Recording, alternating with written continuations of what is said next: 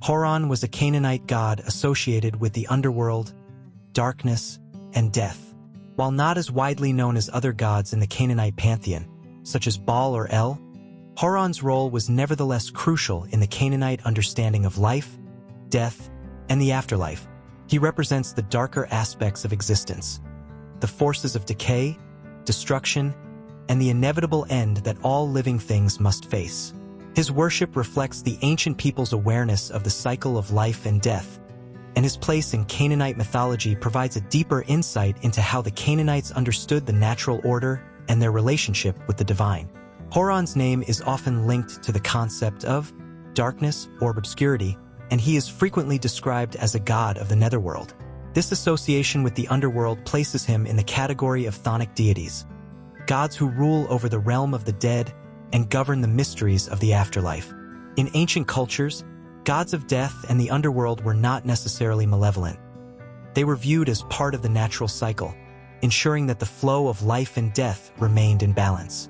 Horon, as a deity of death, may have been seen as an intermediary between the living world and the afterlife, governing the passage of souls and the mysteries that lay beyond death.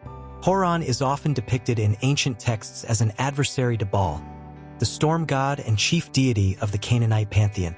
This conflict between Horon and Baal reflects the larger theme in Canaanite mythology of life and death, order and chaos. In some versions of the myth, Horon challenges Baal's rule over the living, seeking to bring chaos and darkness into the world. However, Baal, representing fertility, storms, and life, is able to defeat Horon, restoring balance to the world. This cycle of conflict and resolution underscores the Canaanite understanding that death, while inevitable, is not to be feared, as the forces of life always seek to restore harmony and growth. The role of Horon as a god of the underworld also associates him with other deities who governed the afterlife in ancient Near Eastern religions.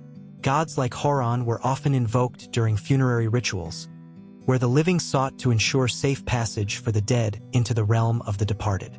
Such rituals would have been essential in Canaanite society, as the afterlife was seen as an important part of existence. Horon's role in overseeing this realm would have made him an important figure for those wishing to honor their ancestors or seek protection from the dark forces associated with death. Though there is limited surviving evidence of Horon's specific worship, the Ugaritic texts, which are some of the most important sources of Canaanite religion, provide insight into his role. In these texts, Horon appears as a god who challenges the supremacy of Baal and the other gods of the Canaanite pantheon. His interactions with Baal are emblematic of the larger mythological themes that were central to Canaanite religious thought, including the cyclical nature of life and death, the eternal struggle between light and dark, and the quest for cosmic balance. In the context of Canaanite religion, Horon's domain was likely linked to the sacred practices surrounding death, burial, and the afterlife. He would have been invoked in rituals related to the end of life, with prayers and offerings made to ensure that the deceased would be safely guided to the afterlife.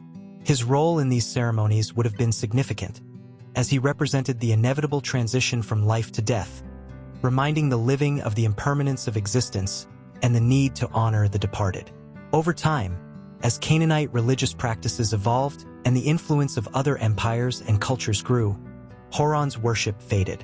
Like many gods associated with death and the underworld, he gradually became less central in the religious life of the region, especially as the focus shifted more toward gods of fertility, life, and prosperity, such as Baal and Asherah. However, Horon's role as a god of death and the underworld remains an important part of the ancient religious landscape, illustrating how the Canaanites, like other ancient peoples, sought to understand and cope with the inevitable forces of death that shaped their world.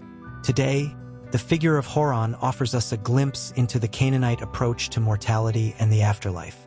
His myths and his role in Canaanite religious practices remind us of the ancient understanding of death as a necessary and inevitable part of the human experience, and of the belief in a divine order that governed both the realms of the living and the dead. Horon's legacy, while not as well known as some of his more celebrated counterparts, offers a deep reflection on the balance of life and death, the light and dark forces that shape the cosmos.